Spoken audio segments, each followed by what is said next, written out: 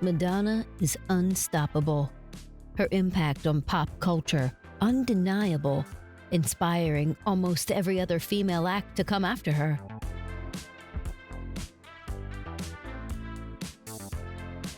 Madonna's restless artistic spirit, always understanding the importance of marrying a visual image to the musical sounds, has made it possible for this pop diva to stay at the top of her game for over 4 decades. Wow, I have a big responsibility. Look what I've done.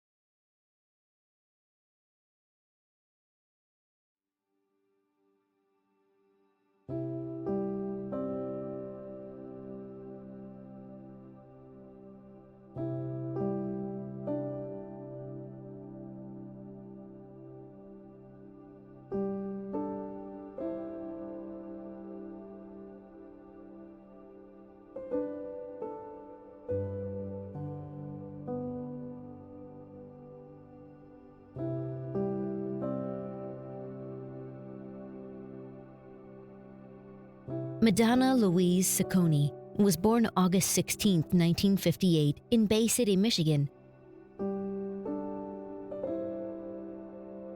Her father's parents were Italian immigrants, while her mother was of French-Canadian descent. She was the third child of 6 children, in what she would later say was a lower middle-class household. She's actually the third Madonna in her family, the third generation to have the name Madonna. So obviously you can tell it was a strictly Roman Catholic sort of household, which is another profound influence on her that would rise again and again and again. There's a famous quote from Madonna saying that she was born to live up to her name. I mean, when you're named Madonna, you can only kind of be that or a nun. I think that's sort of the one thing that's always kind of course, through her music, there's always kind of this, she's always kind of try to reconcile contradictions. And I think that's one of the things that's made her so appealing to, American society. Very sadly, her mother died when she was 5 years old, and that definitely shaped who she became. It sort of made her a bit of a rebel girl. She's said later in interviews that she didn't have a mother to teach her manners or teach her how to be a girly girl. And she had a very strict father and a strict stepmother who later came into the picture and made her sort of become like a real-life Cinderella, always cooking and cleaning and taking care of the younger kids. So she definitely had this burning desire to get out of Michigan and do something different with her life. One could argue that this tragedy may have fueled her drive. You walk around with a big hole inside you, a feeling of emptiness and longing, Madonna once expressed. And I think a lot of times that's why you become an overachiever. To fill the emptiness, Madonna sought adoration wherever she could find it. Okay, I don't have a mother to love me, so I'm going to make the world love me. Well, Madonna was a great student when she was in high school. She actually got a scholarship to go to the University of Michigan, which is a very prestigious institution. It was just one of those things where she got really good grades and was a great student, but also there was a rebellious streak to her. She really didn't fit in at school. She was popular, but because she did a lot of things to get attention. And when it came time for her to decide what she was going to do with her future, she went to University of Michigan for, I believe, a semester, and then she dropped out and decided to go to New York to dance.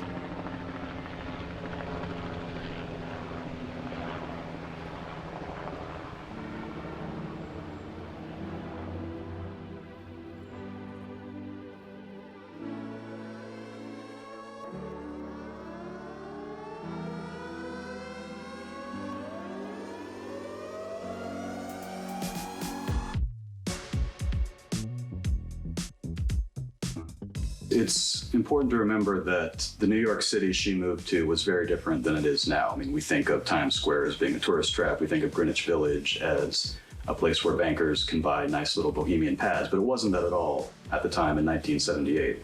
I mean, this is when you still have CBGBs going on. You still have the sort of height of disco kind of petering off into a more interesting new wave sort of scene. You have the beginnings of hip hop. You also have a very dangerous area that she moved into that had much more of a character to it. And sometimes it was a frightening sort of character. I mean, Madonna was actually raped at knife point early on in her life in New York. But all those experiences, both in the sense of being absorbed into a variety of different scenes and just having to sort of fend for herself as a young woman, obviously very pivotal for her. Recalling her move to New York, she said, "It was the first time I'd ever taken a plane. The first time I'd ever gotten a taxi cab. I came here with $35 in my pocket. It was the bravest thing I'd ever done." The little money that she had made while working as a waitress at Dunkin' Donuts and with modern dance troupes allowed her to take classes at the Alvin Ailey American Dance School. And eventually, she performed with Pearl Lang Dance Theater. She also studied dance under the tutelage of Martha Graham, the noted American choreographer, and eventually started to work as a backup singer for other established artists. While performing as a backup singer and dancer for the French disco artist Patrick Hernandez on his 1979 world tour, Madonna became romantically involved with musician Dan Gilroy, and they lived in an abandoned synagogue in Queens. It's kind of surprising that her first musical foray was in a band called The Breakfast Club. It was with her boyfriend, Dan Gilroy, at the time, and she started as a drummer, which a lot of people would be surprised to find out she drummed. And then, of course, she understandably became the lead singer, someone with her kind of star wattage, just not someone who should be sitting behind the drum kit. After leaving the band with her then boyfriend, she formed the band Emmy and the Emmys. The two began writing songs together, but Madonna quickly decided to promote herself as a solo act. Madonna's music impressed DJ and record producer Mark Kamens, who arranged a meeting between Madonna and Sire Records founder Seymour Stein. She signed a deal with Stein and released her debut single, Everybody.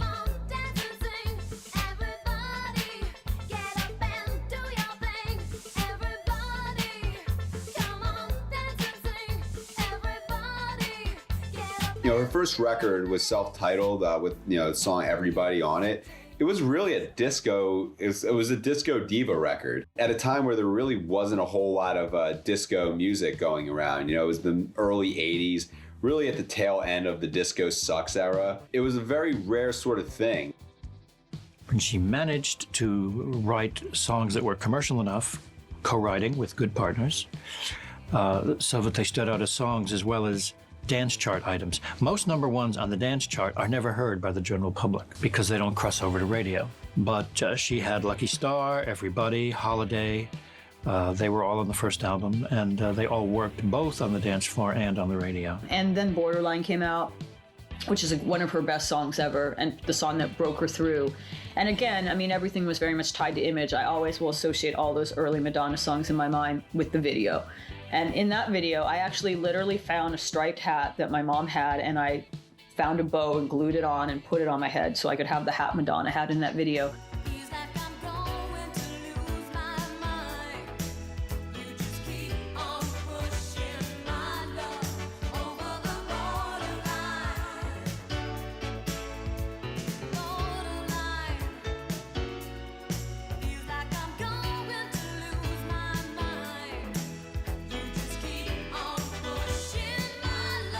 The success of her debut album gave Madonna the confidence to ask to be the producer of her next album.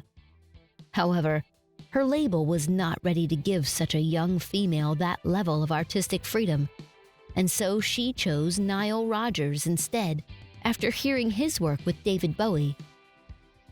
For his part, Rodgers recalled that he had first seen Madonna perform at a small club in New York in 1983. In an interview with Time magazine, Rodgers explained, "I went to the club to see another woman sing. But when I got there, Madonna was on stage. I loved her stage presence, and then we met right after that. I kept thinking to myself, damn, is she a star? But she wasn't at that time. I always wanted to work with her, and Like a Virgin seemed like a perfect opportunity. Like a Virgin was very similar to her first record, Madonna, but with this far more instrumental depth that Nile Rodgers provided. You know, if you don't know about Chic, they were kind of at the epicenter of everything. He had just produced David Bowie's previous record, Let's Dance. And that was a record, this is David Bowie in 1983. He was kind of a pop star where Madonna was a decade later. He'd been in 10 years and he'd gone to Berlin and made his Low trilogy, and then he kind of rebounded with a big pop hit. Rodgers was the man who basically made him have that hit. Well, Like a Virgin, that title itself is a real advancement from her self-titled album. It just kind of courts controversy in a way that she hadn't before. If you look at the cover, there she is looking dolled up with a wedding dress, the boy toy belt buckle. But it was the MTV performance that did it. I don't care what you say, Kanye interrupting Taylor Swift, Fart Man, Howard Stern, Madonna kissing Britney years later. No. The best, coolest, craziest VMA's performance of all time was when she performed at the very first one, opening the 1984 awards. That was the game changer. That was when people really were like, oh my God, who is this girl? She is going to be the biggest star on the planet. When she came out of her cake and rolled around on the floor in her underwear. It's kind of weird the way I'm talking about now. Oh, she rolled around the floor in her underwear. It's like, so what? It sounds tame now because pop stars have done so much more since then. I think at that point, people realized, actually, no, this girl is going to be around for a long time. Her performance of that song at the MTV Video Awards is, not just the definitive moment for Madonna, but for MTV and for pop culture as well. It was certainly a sexual song, but it wasn't quite as sacrilegious as a lot of people wanted it to believe. But, the fact that people wanted to believe it was sacrilegious only helped Madonna.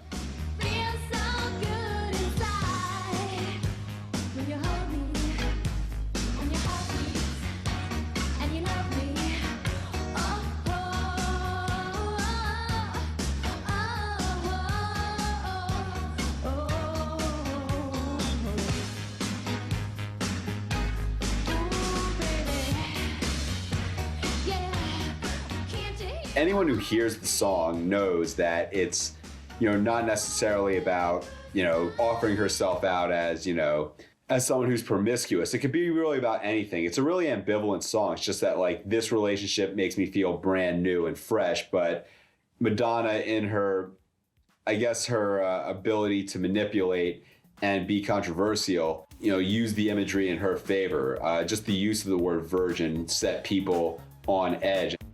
I like to provoke people, but I don't think about the danger of it. And if there is a dangerous element, that's exciting to me. MTV provided a perfect platform for Madonna to launch her career, as the visual medium suited her dance-based performance style and promoted her iconic and much-copied look.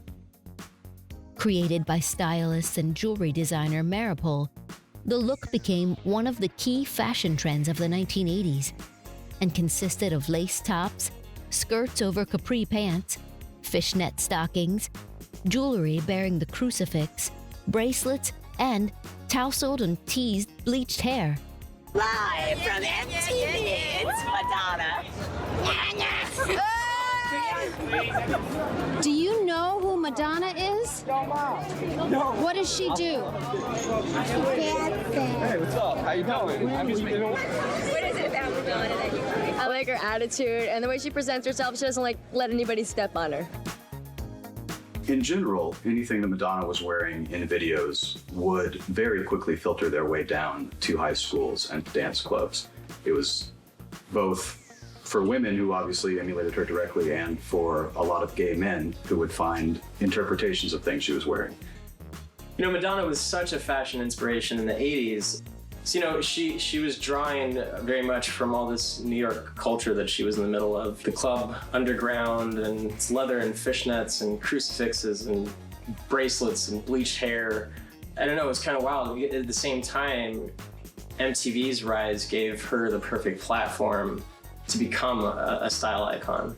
It beamed this very kind of niche New York culture out to the entire world.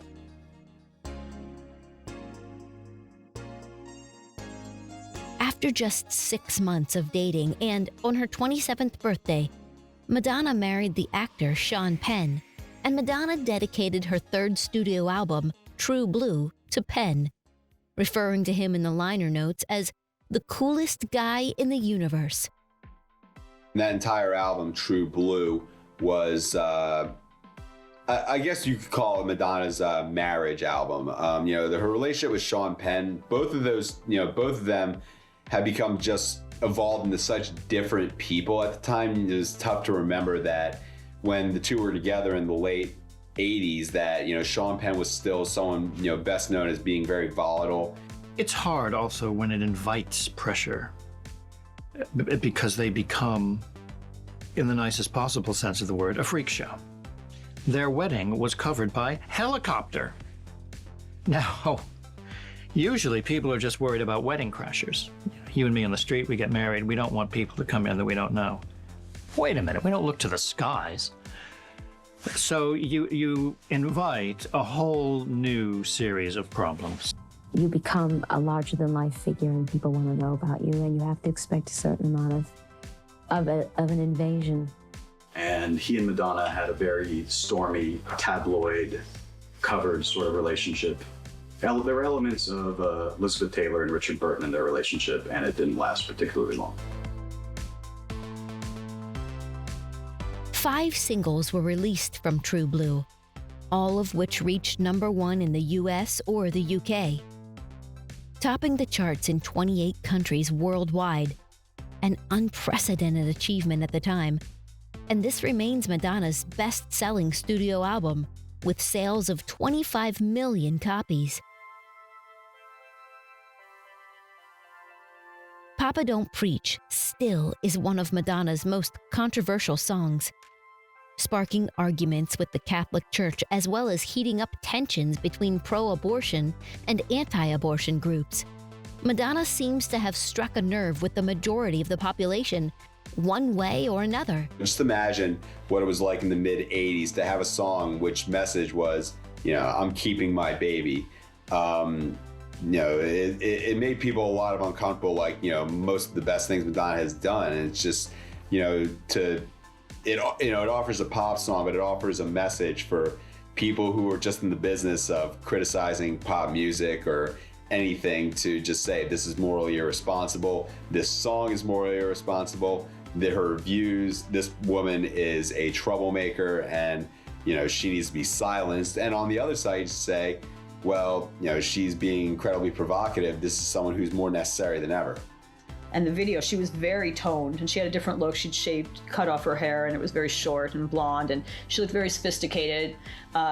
Sort of that boy toy look that she had before was going away, and she looked more classy, more sophisticated, and skinnier, and everyone was like, oh my God. It was sort of the first time we really saw Madonna have one of her million persona changes.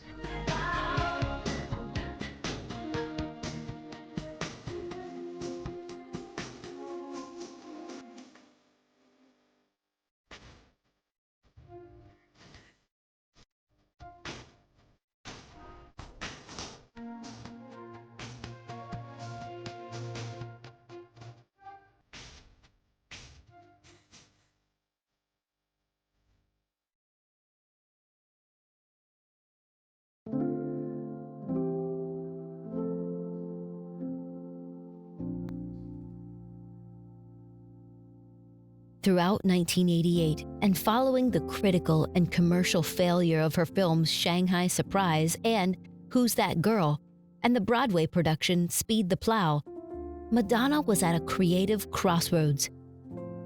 By the latter half of the 80s, the marriage between Madonna and Sean Penn deteriorated and was marred by violent outbursts against the press, including one incident when Penn was arrested for assaulting a photographer on a film set and was sentenced to 60 days in jail. Madonna filed for divorce in December 1987, but later withdrew the papers, only to file them again in January 1989.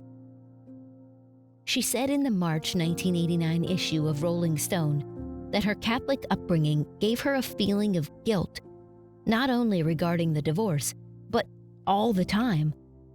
Once you're a Catholic, you're always a Catholic. in terms of your feelings of guilt and remorse and whether you've sinned or not. Sometimes I'm racked with guilt when I needn't be, and that to me is left over from my Catholic upbringing. Because in Catholicism, you are born a sinner, and you are a sinner all of your life. No matter how you try to get away from it, the sin is within you all the time. Now very aware that her fan base was growing up, she felt the need to record something totally different, wanting her next album to dictate what would be popular in the music world going into the 1990s.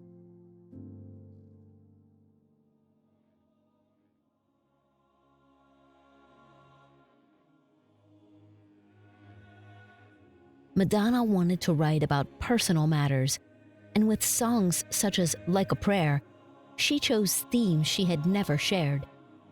She looked into her personal journals and diaries and later recalled, "What was it I wanted to say? I wanted the album to speak to things on my mind. It was a complex time in my life." Like a Prayer involved a lot of the themes of Catholicism, which had arisen bit by bit in her music before, but she'd never really sort of addressed them headfirst in the way she did with Like a Prayer. She wrote the song in about 3 hours and described the meaning as being about a passionate young girl so in love with God that it is almost as though he were the male figure in her life. It was actually condemned by the Vatican, which I'm not sure they had ever really done with an MTV video before, and it cost her her sponsorship with Pepsi. Of course, most people would have regarded that as a severe financial setback, but she was a little ahead of her time in the sense that she knew that the publicity she would get from this Pepsi cancellation would just draw more and more eyeballs to the video.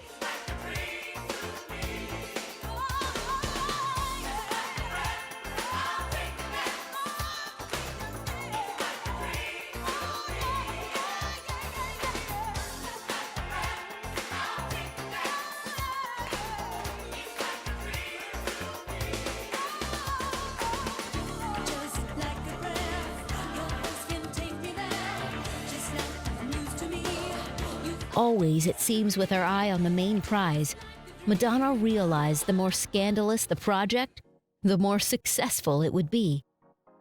Along with the parent album, Like a Prayer has been considered a turning point in her career, with critics starting to acknowledge her as an artist rather than a mere pop star.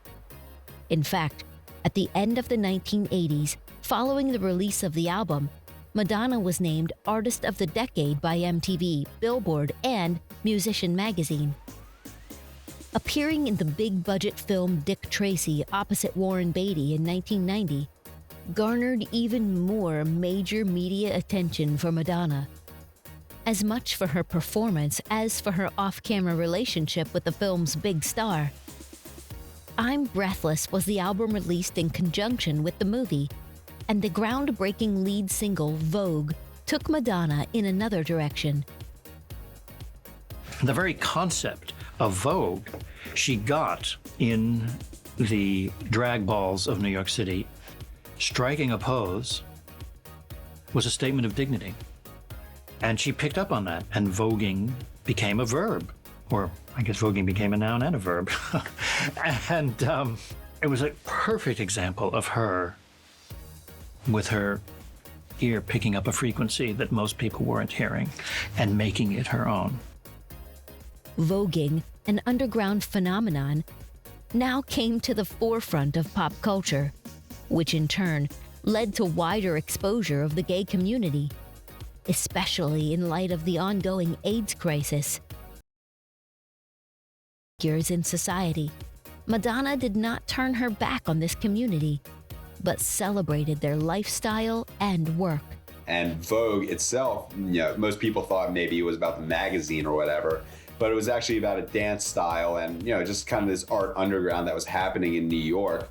She made a song about it that just exposed people to this kind of underground scene that, at that time, there was no internet, there was no cable TV in every household. So people, for the most part, had no idea what that was about. The video in particular really buffered the song as the song had this life, which continued much longer than it was even on the charts. The video involved lots of interpolations of golden age of Hollywood imagery. The video Provoke was also obviously directed by David Fincher, who would later direct videos for Paula Abdul and a number of other people before finding his current career as an auteur.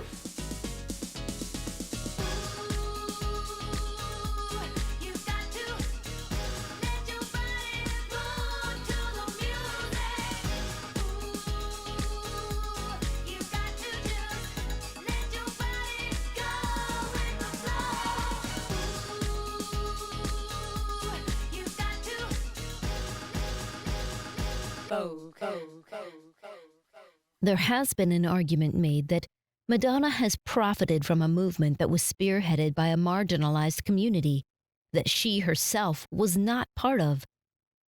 But Madonna has always given back to the community. The liner notes for her album Like a Prayer came with an urgent message about the facts about AIDS, to encourage safe sex, the most visible step yet in her efforts to promote AIDS/HIV awareness. Performing the song at the Music Video Awards in 1990, dressed in full Dangerous Liaisons drag, she and her dancers flicked their fans with all the glamorous nonchalance of Marie Antoinette, and creating not only an iconic moment, but a shift for queer culture in the broadest sense, as the track hit the mainstream.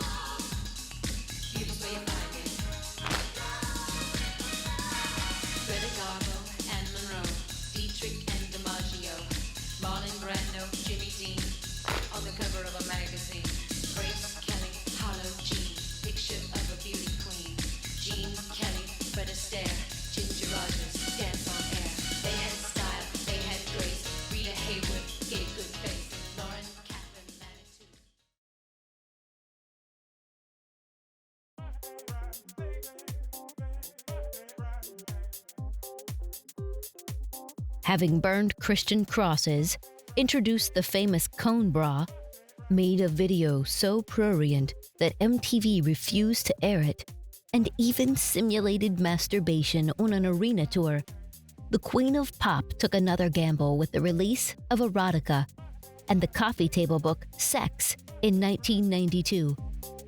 During the early 90s, Madonna was really just diversifying her bonds, so to speak, at a time when the record industry was just making more money than ever. She had the Sex book, which was as controversial as you might expect. It had a lot of imagery that wasn't particularly well received amongst middle America.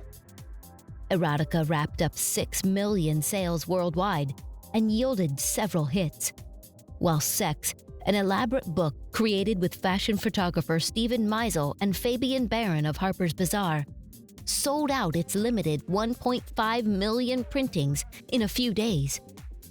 An unparalleled success for a $50 photography folio bound in metal and sealed in a Mylar bag to evoke condoms. It remains one of the most in-demand, out-of-print publications of all time, even though at the time, both book and album garnered widespread vitriol. Nobody would have said, hey, let's make a $150 coffee table book of explicit photos. I mean, nobody said that to any pop star ever. Can you imagine anybody saying that to Barbra Streisand? No was the answer immediately. Or Connie Francis, or Aretha Franklin, or even Diana Ross, who had a reputation for glamour. But nobody's going to get down like that. And she did. And she had somehow the sense of how far she could take it, because this could have potentially been a career ender. She knew intuitively when to cut it. And she let the book go out of print. So today, if I were to get up out of this chair, I could not go to the nearest bookstore and buy that book. Erotica is Madonna's concept album about love and intimacy under the shadow of plague.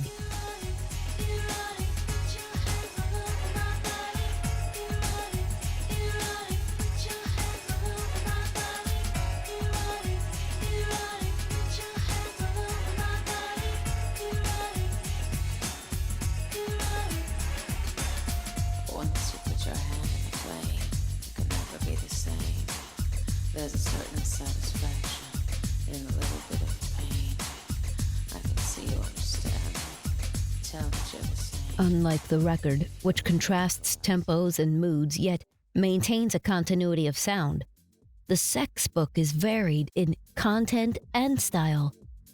Some shots are straightforward, whilst other photos are open to interpretation. People were more easily shocked then than they were now. And the book had a lot of stars at the time, like Vanilla Ice in it, Big Daddy Kane was in it. Even if you get your hands on it today, you're just kind of shocked at the cultural artifact that it is. Nowadays, S&M and explicit LGBTQ imagery is never more than a few clicks away. But the internet was in its infancy in 1992. The move Madonna made was groundbreaking, and in contemporary reviews of the album and the book, Madonna has been hailed as a feminist icon, paving the way for female stars to be able to explore ideas of femininity further.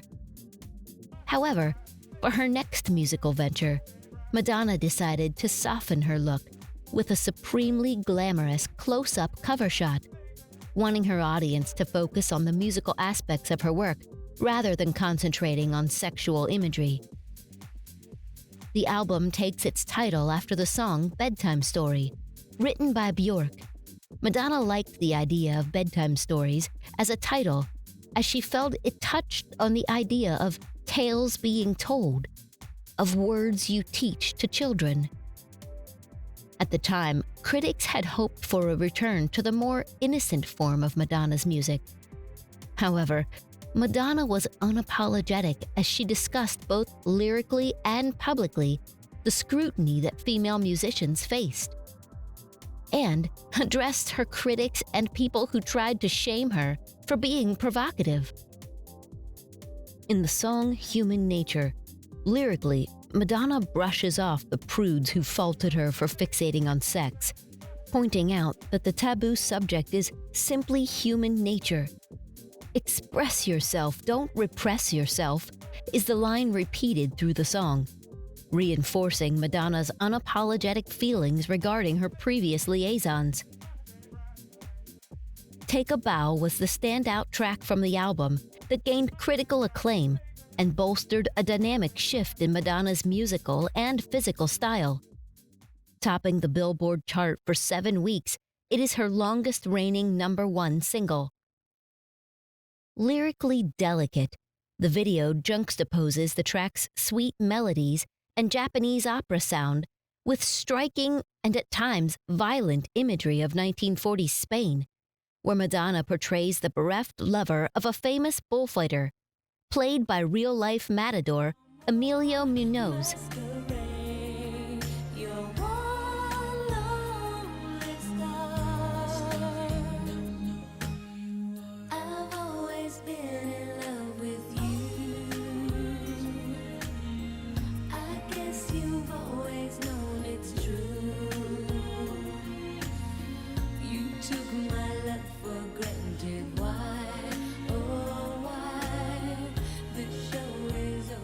The impact of the video, sartorially and otherwise, is significant.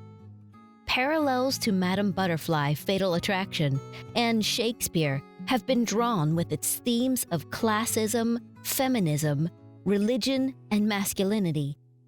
What's more, the video's Spanish setting, a theme inspired by Pedro Almodovar's 1986 film Matador, earned Madonna the award-winning role of Eva Perón in Envida.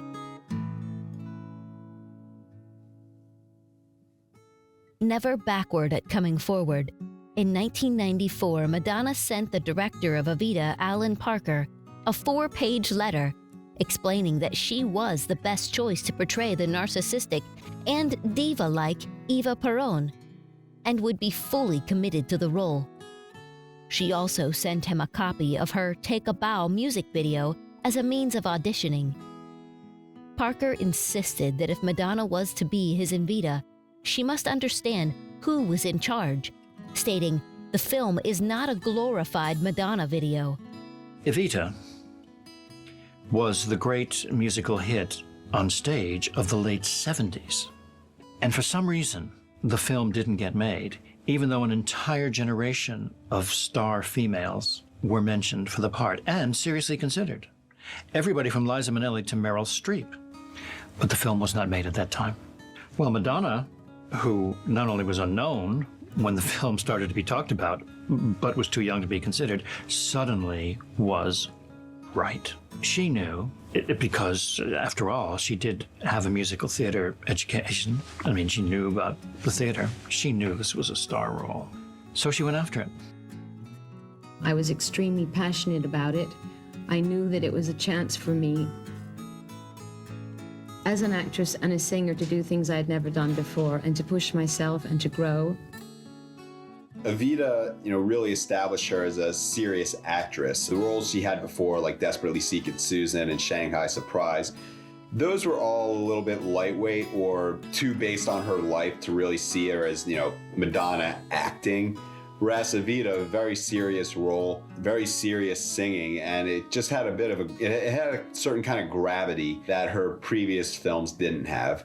And also the soundtrack itself spawned, Don't Cry for Me, Argentina, and just the kind of crossing barriers between, serious cinema and serious cinema soundtracking and, Madonna, the pop star, really made Evita a pivotal point in her career.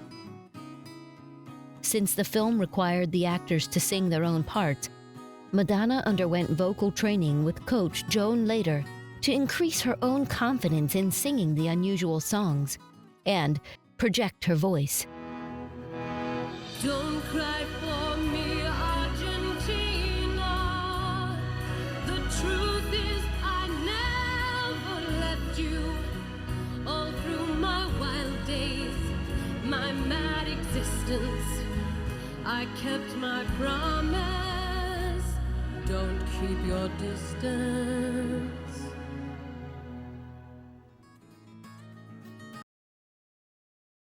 Madonna became ill several times after finding out that she was pregnant with her daughter Lourdes.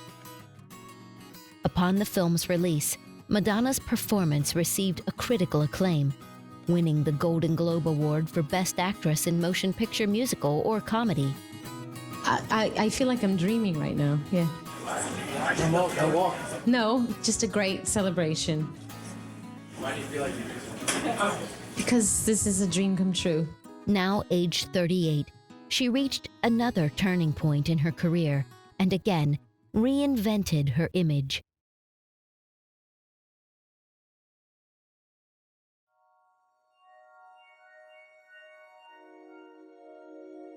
After the birth of her daughter, Madonna was inspired by a period of introspection and reflecting on motherhood. That was a big catalyst for me. It took me on a search for answers to questions I'd never asked myself before. This resulted in the album Ray of Light. Channeling her newfound spiritualism, Madonna embraced the Kabbalah religion and Ashtanga yoga, which helped her step outside herself and see the world from a different perspective. This era of reflection in her music mixes futuristic electronica with Eastern influences and ambient sounds. When I was very young, nothing really mattered to me but making myself happy. I was the only one, she sings on Nothing Really Matters. Now that I've grown, everything's changed.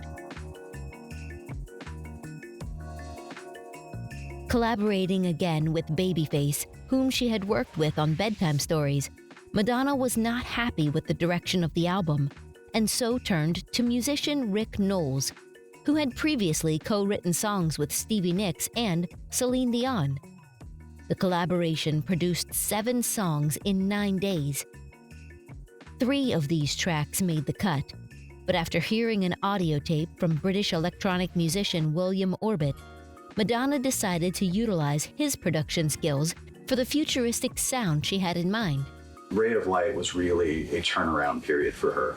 And it was coming also after the work she'd done in Evita, so there was a much greater degree of vocal confidence on her part. She was working with a lot of European and especially British producers who helped her modernize her sound in a way that she had been doing before, but had perhaps fallen behind a little bit.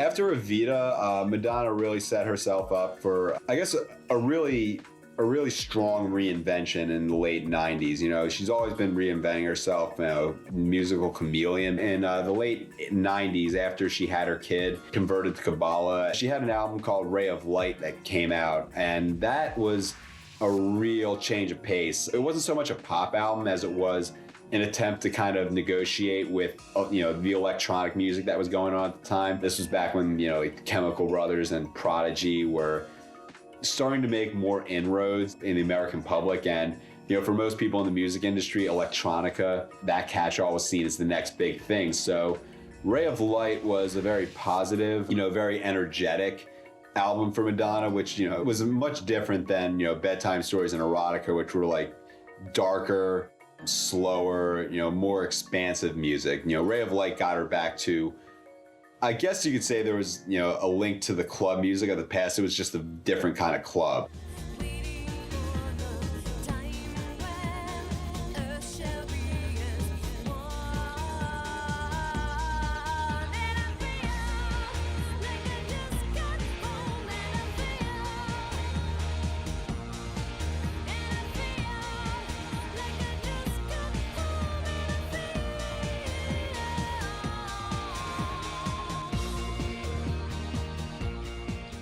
Madonna was offering something different, namely, a sophisticated, innovative, and emotionally literate take on dance pop. Orbit and Madonna incorporated elements of disco, house, psychedelica, trip-hop, dub, and techno to produce an album that feels fluid in a completely distinctive way. Ray of Light was honored with 4 Grammy Awards, including Best Pop Album and Best Dance Recording, and was nominated for both Album of the Year and Record of the Year, whilst Rolling Stone listed it among the 500 greatest albums of all time.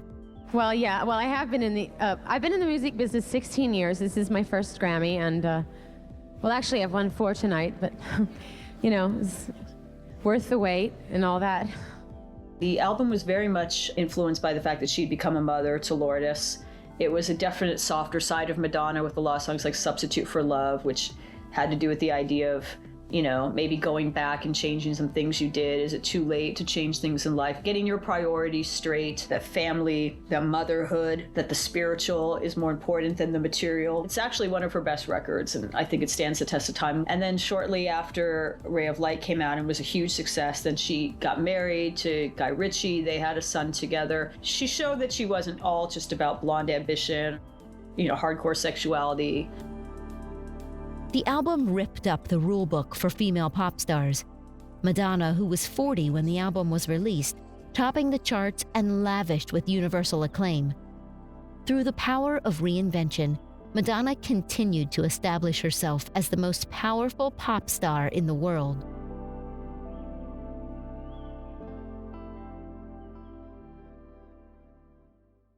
Wanting to distract herself from the media frenzy surrounding the pregnancy, she concentrated on the development of her 8th studio album, Music. Madonna was well disposed toward William Orbit, the producer of Ray of Light, but by the year 2000, his sound and production had become ubiquitous. The contemporary music scene was dominated by a younger generation of artists, the likes of Christina Aguilera and Britney Spears, prompting Madonna to look for a distinctive niche within the market. Reinventing sound and style, Madonna was inspired by the electronic, dance, and house movement that originated in France, which had punctured the mainstream and into the charts. The commercial success of Daft Punk, Bob Sinclair, and Mojo drew Madonna to Mireille, the French record producer. Madonna instantly liked his pitch-shifting, pulsating rhythms and his utilization of acid bass in his songs. He preferred taking musical risks, and hence, he wanted the collaborations with Madonna to get out the best from the singer. With Mireille's drive to take musical risks, the album felt more experimental in direction than Ray of Light. Madonna explained her intentions. This record, more than any other records, covers all the areas of my life. I left off partying on Ray of Light. but I'd just had a baby, so my mood was complete, like wonderment of life. And I was incredibly thoughtful and retrospective and intrigued by the mystical aspects of life. With funky electronic music blended with futuristic folk, Madonna said that the inspiration behind music came from a Sting concert in New York. The audience was well behaved until Sting began playing old hits by his band, The Police. The lights were dimmed, and everyone came closer to the stage to listen. Suddenly, people lost their inhibition and their politeness, and everyone was practically holding hands. I mean, it really moved me, she told Rolling Stone. And I thought, that's what music does to people. This experience inspired Madonna to write the primary hook of the song Music Makes People Come Together.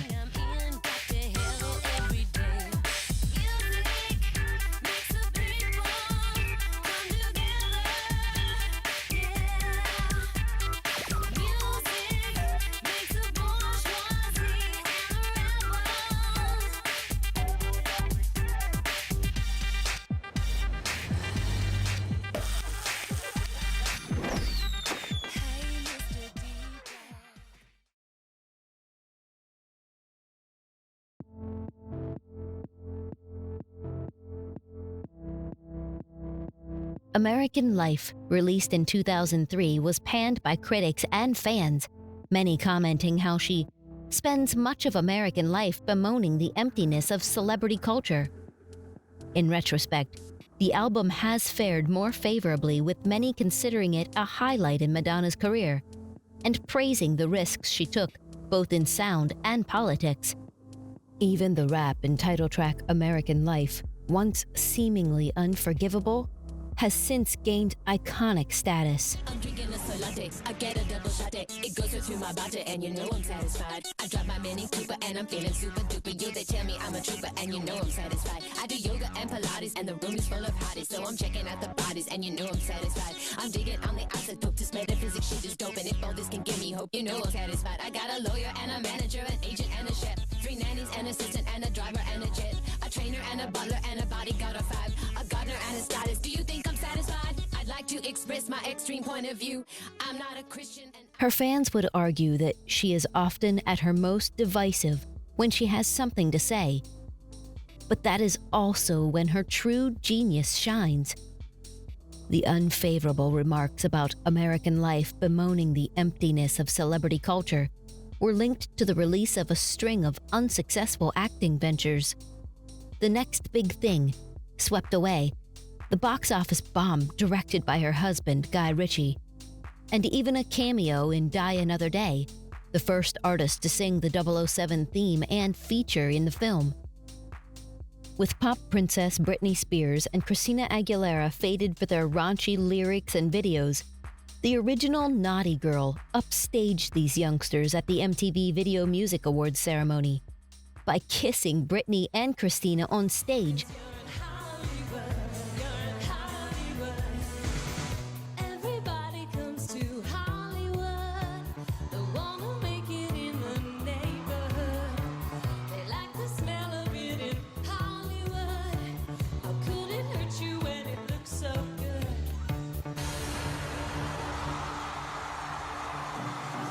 The performance was supposed to be a promotion for American Life, yet her inclusion of Hollywood at the VMAs, a single from the album, went unnoticed after this sensationally shocking performance. At this point in her career, many people had written off Madonna, claiming she had run out of ideas and could not keep up with the new generation of artists. The way she followed up American Life and challenged the audience on ageism and, in some respects, sexism, was one of the boldest comebacks in music history. Confessions on a Dance Floor embodied the feel-good self-expression of disco music. Dance, Madonna's first love, is at the heart of disco, and the album's songs were made for dancing. Confessions on a Dance Floor was possibly her first straight dance record that she had done since the 80s. And in a way it was very prescient because it came just a few years before the EDM revival really hit America. And it was structured like a dance record. And she got back to actually what she did in the beginning, her dance roots, her danceteria roots. The great single Hung Up, which sampled Gimme, Gimme, Gimme a Man After Midnight by ABBA, brilliantly sampled that.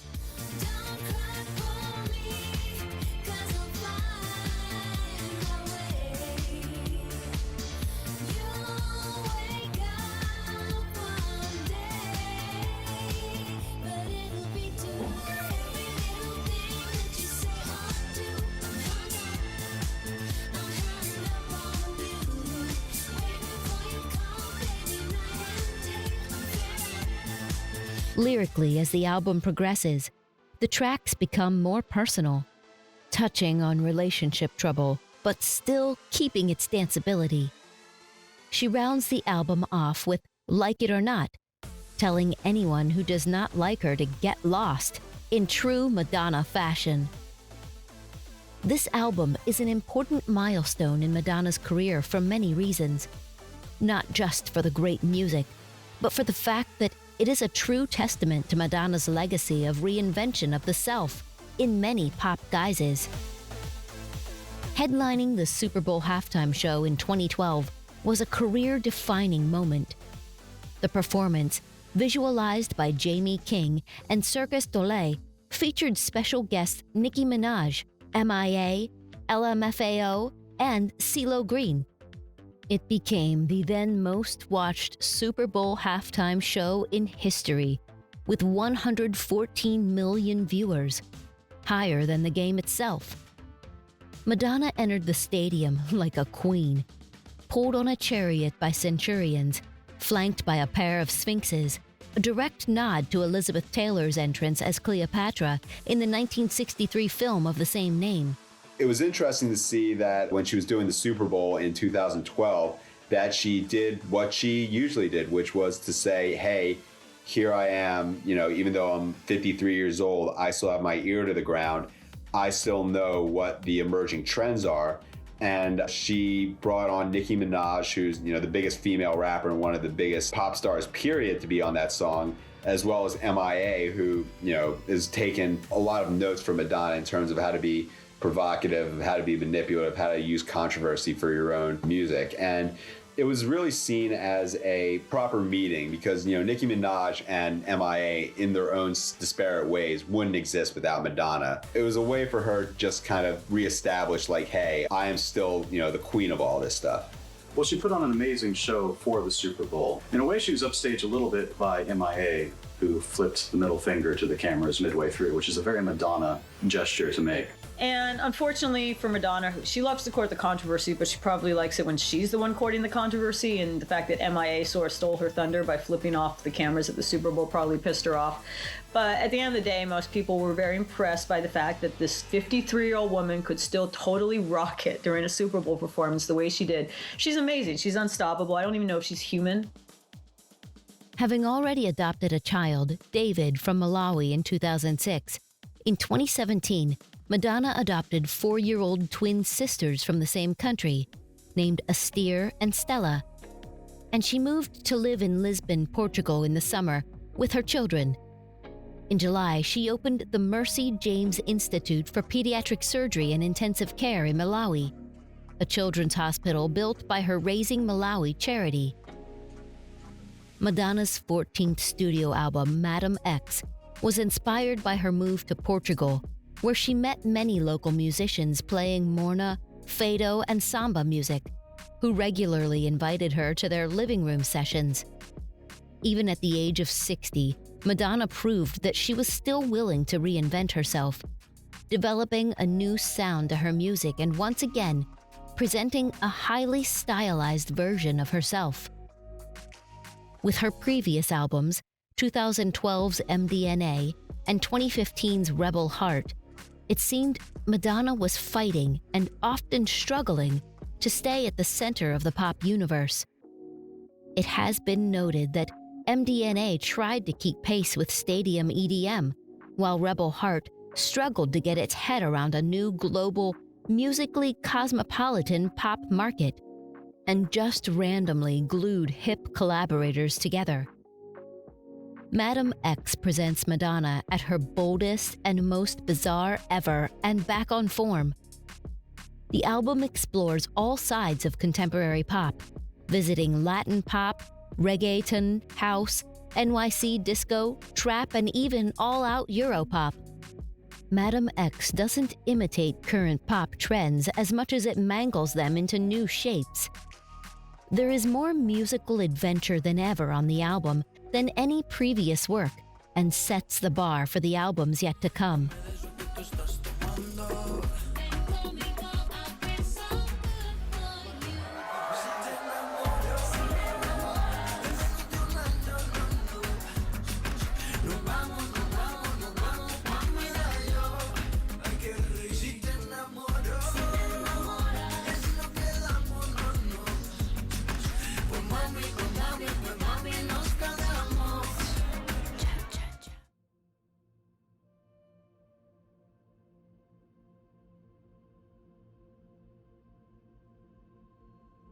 Madonna's reinvented herself so many times, and I think in a major way that's what's kept her relevant. And also being, wondering, well, what's she gonna do next? What trend is she gonna touch and call it her own? Because, if Madonna is, involving herself in it, there's obviously something there. If she sensed that something was coming, she'd get there first. She really understood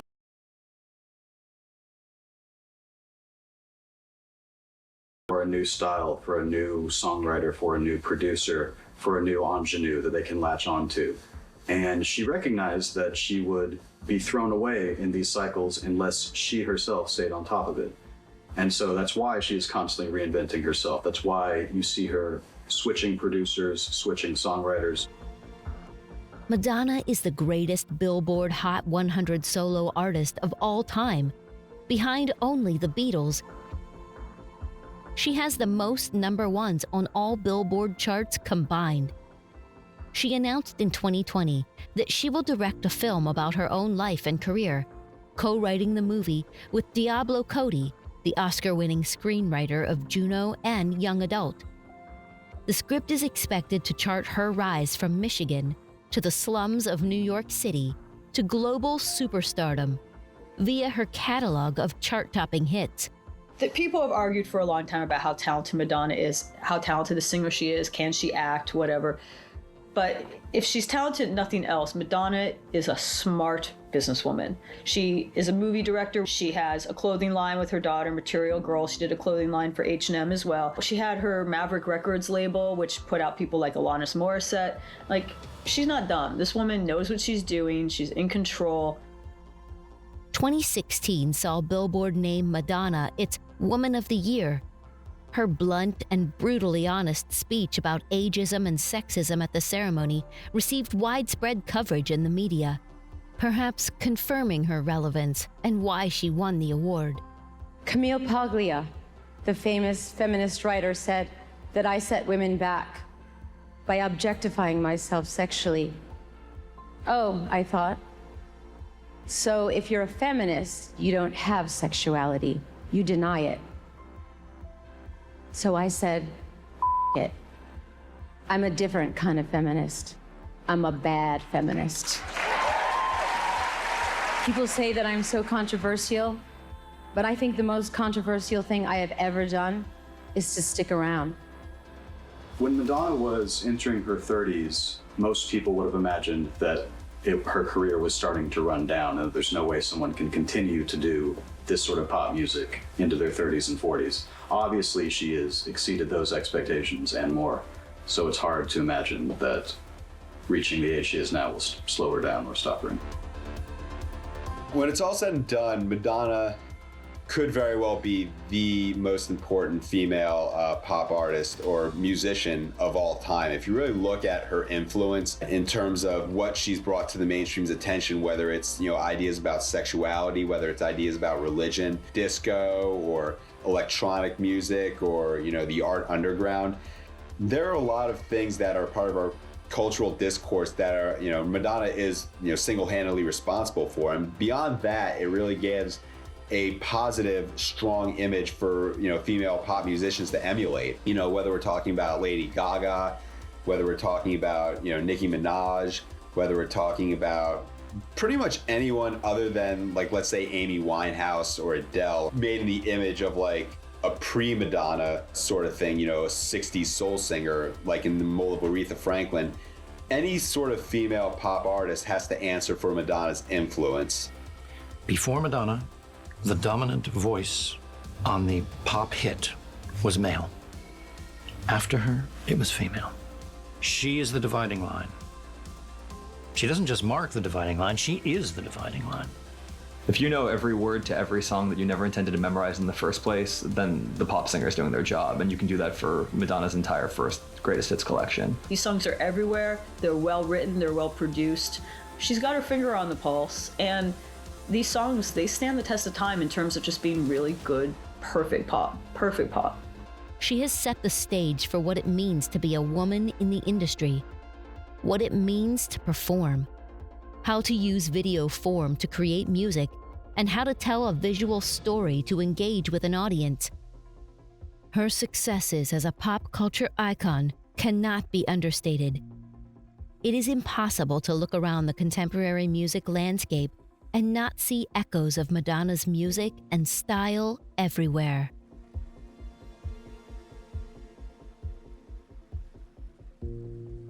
Image and like a good hook gets you in the door, but something has to keep you in the room.